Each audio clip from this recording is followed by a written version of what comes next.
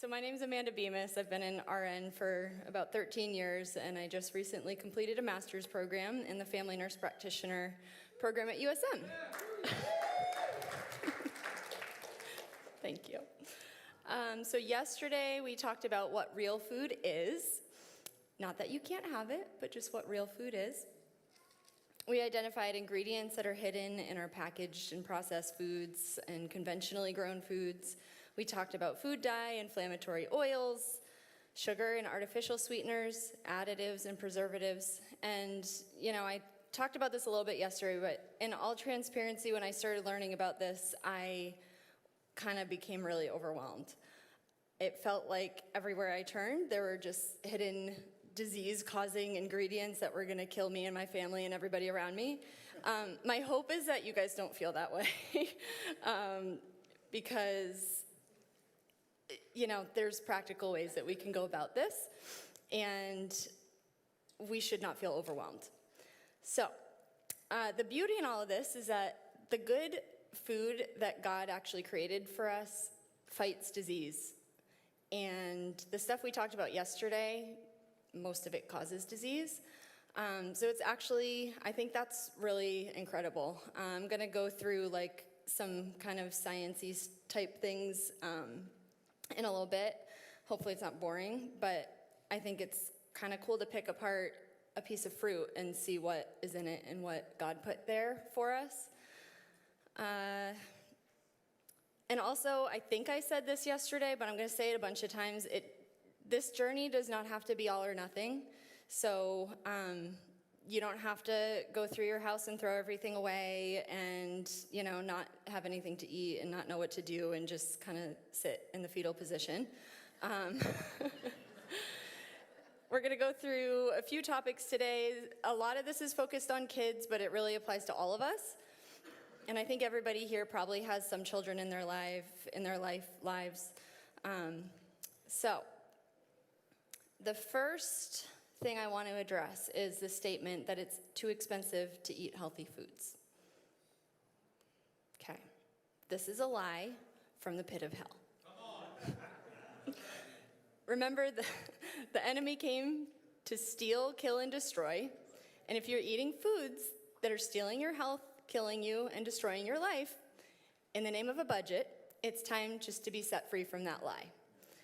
So, the God I know owns that pasture-raised, organically grown cattle on 1,000 hills. I think that's what Psalm 50 says, I'm pretty sure. But he's Jehovah Jireh. He's our provider. He created food, good food, for us to eat. He put Adam and Eve in a garden and told them to eat. So I'm just not going to accept this statement ever. And first of all, it's just not true, and I'm going to show you why. And second of all, it's just a mindset that is crippling, holding us back from the abundant life that God provided us, or promised us. So, cooking and preparing real food at home is actually much cheaper most of the time than buying the processed packaged foods and fast food. And so we're going to break this apart. So next thing I want to just address is organic and why it matters. So organic means none of those things listed up there.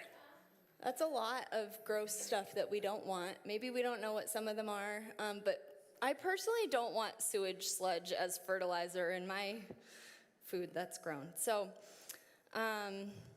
it's essentially, so organic farming means the way farmers grow and process agricultural products, fruit, vegetables, grains, dairy products, and meat.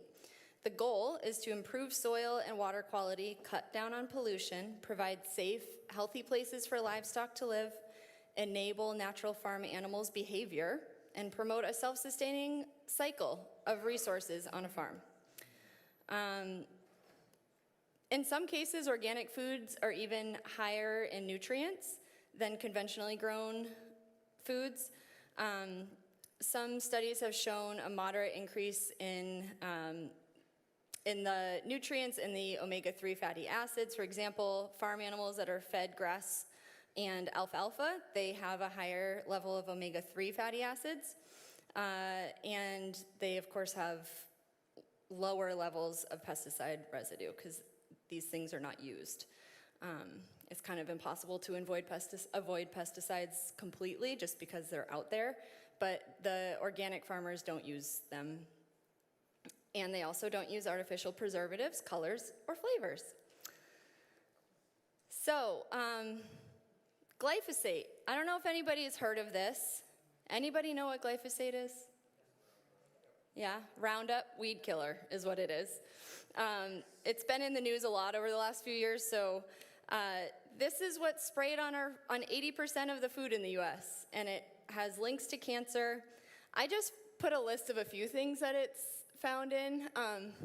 It was kind of funny. I was going through the list, and I just kept seeing Nature Valley granola, Nature Valley granola bars, Nature Valley cups. They just have a lot of different options of junk. But Cheerios and Goldfish, like that's what we feed our toddlers and our babies. So, a great resource, and I have a list at the end too. You guys can take pictures. I have a slide at the end of some resources. But the Environmental Working Group, it's ewg.org.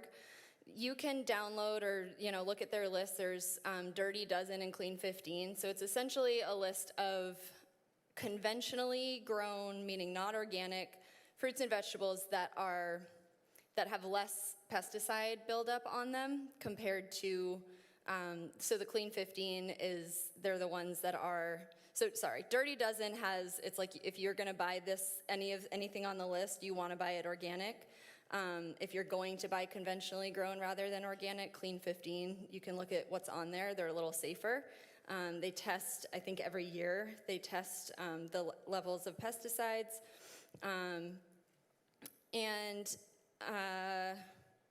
Okay, I'm going to move on to, some kid snacks, okay. So the Z-Bar, this is an organic snack that is marketed to kids very clearly. It's going to let your kid learn how to skateboard safely with their helmet. So I wanted to put the price up there just so you could see. This is Walmart, I believe, and it's got a list of ingredients. So oat blend, okay, that's probably okay. Tapioca syrup, essentially that's a vegan sweetener, not the worst, but still it's sugar. Fig paste, again, not the worst, but still sugar. Then it's got my favorite oils, sunflower and soybean. Those are not my favorite oils. They're inflammatory and refined. Cane sugar, cane syrup, and natural flavors. So these are essentially ingredients that we talked about yesterday that we really want to be avoiding. It's 150 calories, 10 grams of total sugar, 9 grams of added sugar. So again, if you're giving this to a child that's 2 or under, that's already more sugar than they're supposed to have. We talked about, 25 grams of sugar a day for women and children over 2, and 36 grams of sugar a day for men, and 0 for 0 to 2.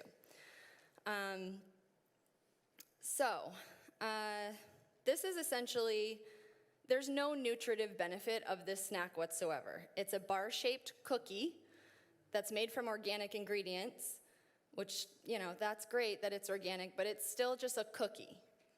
So, and there's just other additives there's just no benefit whatsoever. So, alternatively, and just remember, so that is how many?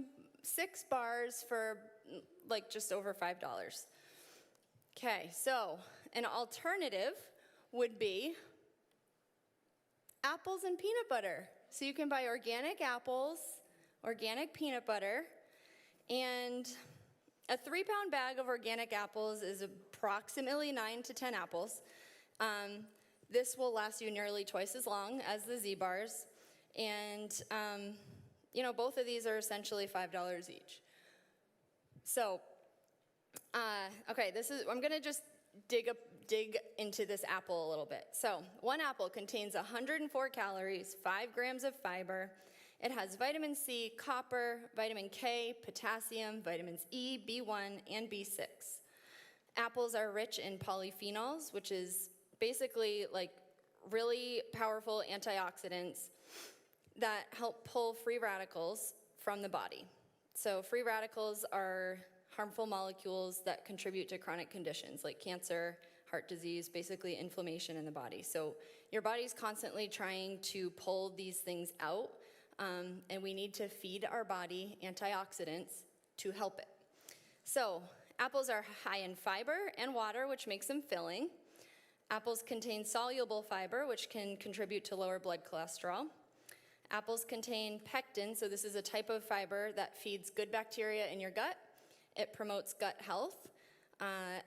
Apple pectin fiber was also found to inhibit the growth of cancerous cells and even trigger their death. So an apple literally can kill cancer.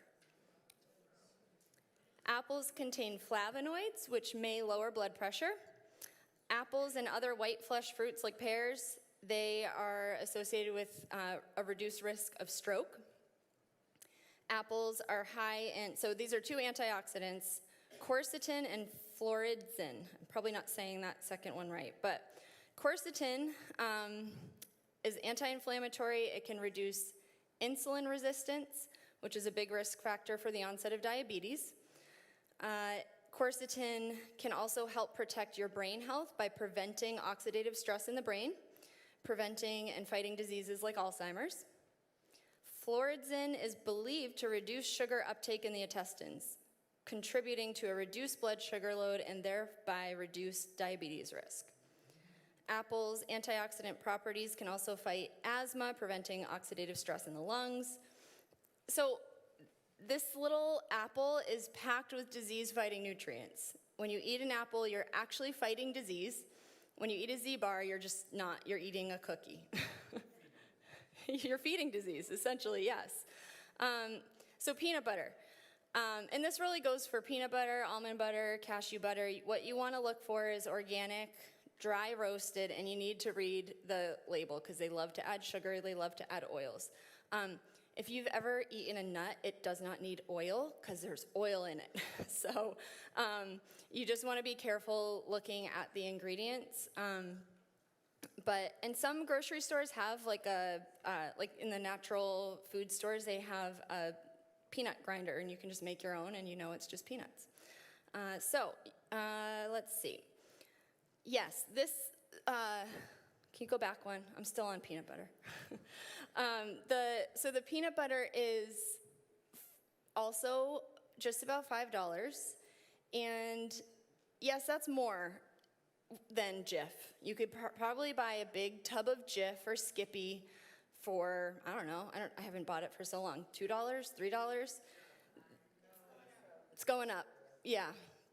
This is smaller, I will tell you that. This is 16 ounces. I know you can get the big ones, either the same, you know.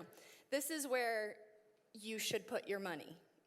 So it's still not expensive, but just the mindset of comparing it to something that's full of junk, you just have to think through that. They Skip and Jiffy and all these, Jif, I don't know, they add palm oil and they add sugar and they add lots of stuff. So with peanut butter, one serving is about 180 calories. You get 8 grams of protein. There's 0 grams of added sugar if you pick the right one, 15 grams of fat. I am not against fat. I think fat is good. So our brains need fat. I just can't talk about that today. Peanut butter is a good source of vitamin E, B3, manganese, vitamin B6, and magnesium.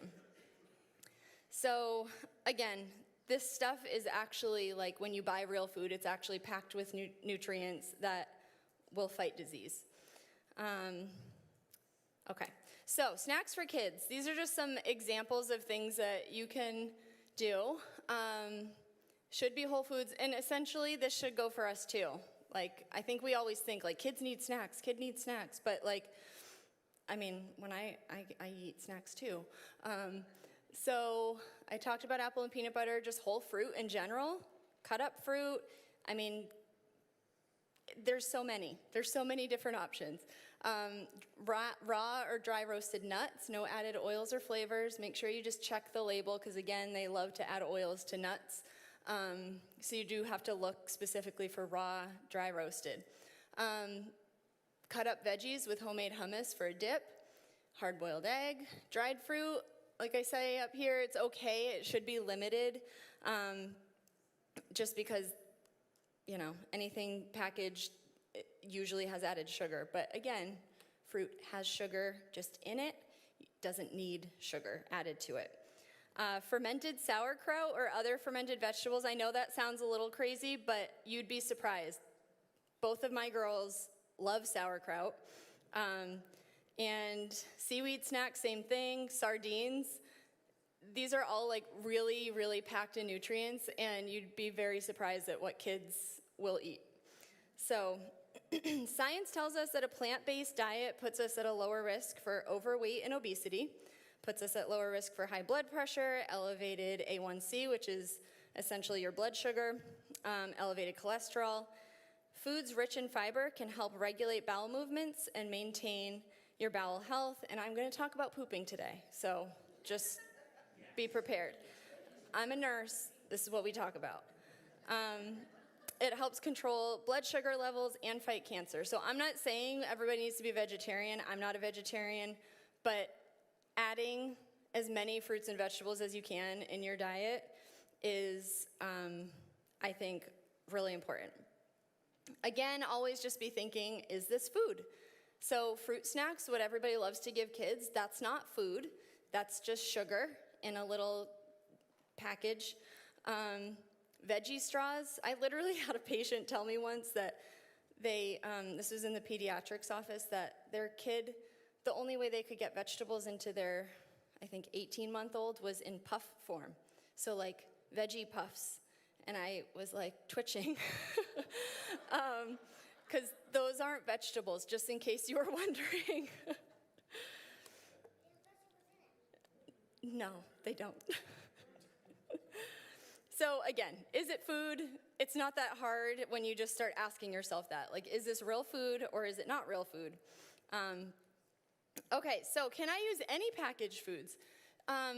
These are just some, I do believe that there's a place for it. I'm not against it. We use these things pretty regularly. These are some brands and some examples of things that we will eat. The Simple Mills brand is pretty good. They do still use, I think, sunflower oil. So, again, it's in our family, that is like literally the only way we get sunflower oil is like a cracker a few times a week. So I'm kind of okay with that. These are, so the dark chocolate almond little bars, again, that's still a cookie. Like, you got to think of that as a treat. But it's not full of a bunch of junk. The Siete brand, that's those chips on the far right. They have like a lot of different things. They have chips, tortillas, sauces. They're really careful about the ingredients they put in. I think everything they have is gluten-free as well. Again, these things are okay. They should be minimal in your diet and, not something you eat all day, like go through a bag of chips because like you want something crunchy and salty. But these are some better alternatives. The next one is, so this is still a treat, but this is homemade Jell-O. My kids love Jell-O, and, they're in school, and I hear little Gabriella was riding home with me one day, and she's like, all my friends get chips and Jell-O and snacks, and so I came up with this. I mean, it's not really anything. This is like what Jell-O is. I didn't actually come up with it. It's just, there's other ways to make it now that are not great. So you can buy the grass-fed gelatin. I bought that on Amazon, and then just get some 100% juice organic, and it's pretty cheap to make. It's easy. I mean, it's essentially this. It doesn't take any more time than the little boxes of Jell-O take. So again, still a treat because we talked about how much sugar is in apple juice, but this is a way to do it in a better, more whole food way. Okay, so this is a really great way to talk with food, or talk with kids about food. They do. My girls could tell you what red foods, yellow, orange, green, purple, blue, what they do for you. So this comes from Kids Eat in Color. So the website's right down there. This is a really great, like, the woman, I forget her name. I meant to write it down. But you can find her on Instagram. You can go to her website. She's a registered dietitian, and she talks about, like, picky eaters, how to handle picky eaters, how to, like, stuff like this. She has resources, how to talk with kids about food. So it's, rather than just saying apples are good for you, you can say red food gives you a strong heart. I mean, that's pretty informative, and I feel like so much about food is mindset that it really helps us. Again, like, I just picked apart an apple and told you all the amazing things that it can do. It's like, you never really think about that because you just pick up an apple and maybe eat it. But it's like, now that you know that, maybe you're a little more motivated to eat one. So I think that works for kids too. Again, Kids Eat in Color is a really great resource. I wanted to just address some budget-friendly ideas as well. This is a good little list. You want to buy organic. You can buy organic dried beans and lentils. Those are really cheap. Even canned is cheap, but buying organic frozen fruit and vegetables, that's frozen food or frozen veggies are basically like, it's picked and frozen at its peak ripeness. So it's like the highest nutritive value it can be. It's really, it's cheap. It's more expensive than buying not organic, but it's pretty cheap. So, again, these are just some ideas. Take a day and just prep and cook healthy meals and freeze them. My friend Linda over here, she and I get together every once in a while and do this together, and it just makes it a fun day. And just stop buying beverages. That's like when you buy soda or seltzer or whatever, if you need to save some money, these are ways to cut back so that you can invest in, the extra few dollars in the organic peanut butter or whatever. And just keep it simple. Like I said, this doesn't have to be super complicated. Okay, so how about when your kid doesn't want to eat healthy food? Or even you don't like healthy food. This is Emma. She was so cute. So most of the time, especially with kids, if you start just feeding them whole foods in the beginning, they're just going to eat what you put in front of them. They may whine as they get older. They might say, I don't like it, and even maybe refuse to eat some foods. But most of the time, if they're hungry, they're going to eat it. One line my kids love hearing from me is, when it's gone, it's gone. That's been a theme over the last few years, as we've just slowly eliminated certain things from our house, like goldfish and Cheez-Its, which I admit I love. They taste good. But I didn't, well, maybe I did. I don't think I ran through the house in a tirade emptying our pantry and fridge all at once. I just kind of slowly stopped buying certain things and started buying other things. I didn't say we can't buy that. I said we don't buy that. Another thing they love to hear from me when they say, I don't like this. My response is, you don't have to like it. You just have to eat it. And that goes for us too. Like, sometimes we just have to eat the spinach or the Brussels sprouts, even if we don't love them. Now, again, don't hear me wrong. If there's a food that you or your child just genuinely hates, I'm not suggesting you force it down their throats. But the idea that we have to be excited about and enjoy every single thing that we put in our body is kind of ridiculous. Sometimes you just do things because it's the right thing to do. So, please don't hear me incorrectly. I'm not suggesting you have a power struggle with your child and put their growth and development on the altar for sacrifice. If you have an exceptionally picky eater who truly won't eat food that you put in front of them, or you're worried about their growth, there's ways to work through that. Like I said, the Kids Eat in Color is a really, really awesome resource. And you can work with their pediatrician or primary care provider. But my point here is that even in the case of picky eaters, handing them a bag of Cheetos, because it's the only thing they'll eat, is not doing anybody any favors. And really, most kids aren't as picky as you think they are. Kids are sweet blessings from the Lord, but they are little manipulators until you train them not to be. I love you.